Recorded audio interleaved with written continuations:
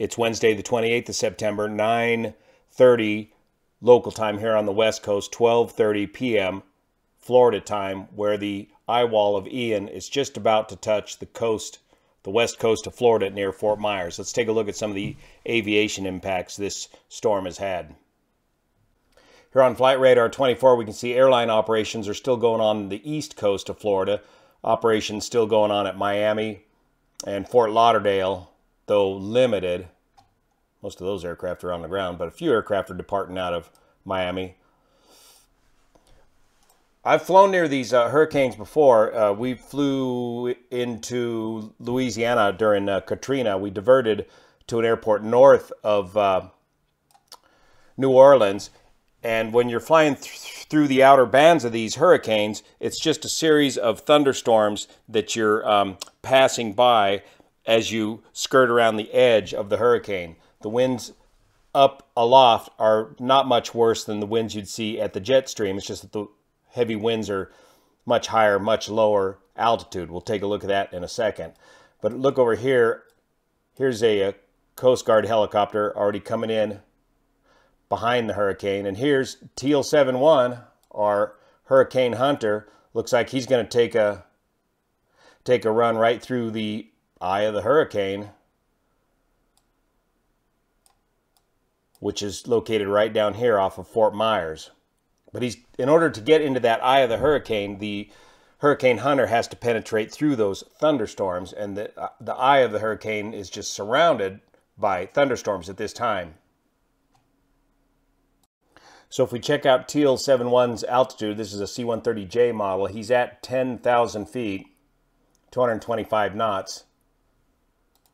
Over here on windy.com, we can move the altitude up to 10,000 feet with this slider bar over here on the right. The C-130 is located right about here, Abeam, Tampa area.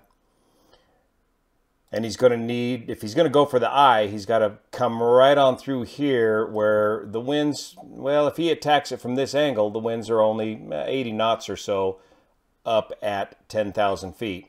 And then it dies off again once you get into the eye. The trick is going to be penetrating through the thunderstorms associated with the eye of the hurricane. If we drag this back down to the surface level and we look at these winds, there's been a great live feed that has since died off of the Fort Myers Beach Pier. It's been featured a lot on the news. Right now they're showing the winds at 61 knots on the surface there at Fort Myers Beach Pier. Here's a view of the C-130J radar return from inside the aircraft as they're penetrating these thunderstorms. And the red part is what they're just going to go ahead and plow right through. Now, I don't know if they're exiting the hurricane in this shot or entering the eye of the hurricane. To me, it almost looks like they're exiting the eye of the hurricane in this particular shot. But they've got the aircraft slowed down to maneuvering speed and just going to plow right through it. And then once you get into the eye of the hurricane, it clears up and the winds die down and it's very smooth and calm inside the eye. And generally, in my very limited experience flying around the outside bands, though the wind speeds are relatively high, I found the air very smooth outside of the thunderstorms, in between the thunderstorms of the outer bands of a hurricane. So, of course, the big concern is the surge, the storm surge, as this wind moves to an onshore flow and it happens to coincide with high tide, plus all of the rainwater runoff from the massive amounts of rain is going to amount to a very tall storm surge. That's going to be your biggest damage from this storm. And right now that storm surge is being reported on the Weather Channel as 5 to 6 feet. Here's a view of that live cam off the pier, Fort Myers there, before it went off the air. But the other damage I wanted to show you was over here on the east side of Florida last night, North Perry Airport. Apparently a tornado spawned by one of these bands of thunderstorms that surround the hurricane took out a whole bunch of light aircraft here at this airport. The news is reporting 15 aircraft destroyed, but it looks to me to be a lot heavier damage than that. This looks to be a Cherokee Warrior. This is off of Twitter. There's the Banner Tow airplane. What's that, a Pawnee? And is it on top of that other Cherokee right there? A lot of training airplanes in here. There's a Cessna on its back over here. Here's what looks to be a Cessna 182. Yep, there's the cowl flaps, the Cessna 182 on top of a Cherokee, I believe that's an Arrow right there. And another, I believe, Piper aircraft tangled up in this mess.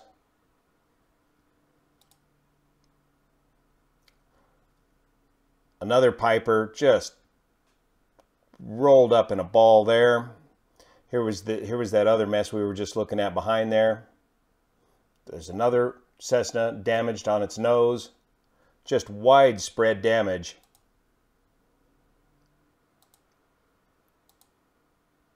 Here at the North Hollywood Pembroke Pines Airport.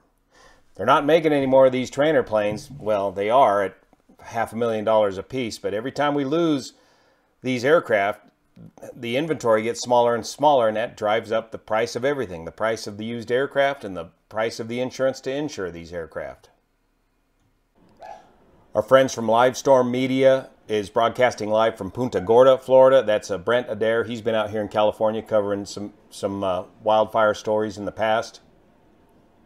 See the link below. So any small aircraft that are left at these airports are just going to get wiped out. There's no way to protect them from these kind of winds. Even aircraft that are in the hangars, those hangars are going to get destroyed. The only way you can survive one of these hurricanes is to bug out, get the aircraft out of the way of the hurricane. Unless you're a C-130J from the 53rd Weather Recon Squadron based out of Keesler, Mississippi, these guys are going for it.